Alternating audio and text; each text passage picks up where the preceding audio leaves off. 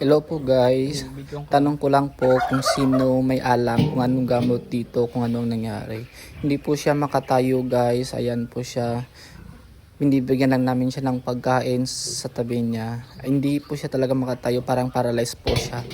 Ito po siya. Oh. Ayan po. Ayan. I-try namin siya patayuin. Grabe ang iyak niya dito.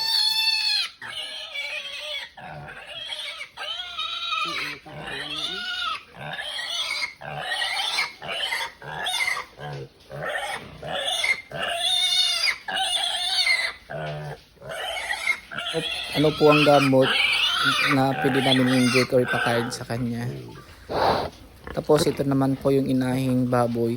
Buntis po siya ng 2 months po. Tapos bigla na lang na nangayat, nagpayat. Tapos wala na siya gana kumain. Tapos parang may sugat-sugat. Ayan po siya. Oh. Siguro anong dahilan po yan? Pa-comment po, patulong po kung anong dapat namin gawin. Ayan po yung sperm niya na lumalabas sa kanya. Ayan. Itim po yan siya na sperm. Maitim-itim po. Violet po. Po sa inyo mga kagat ng lamok sa kanya. Salamat. Patulong po.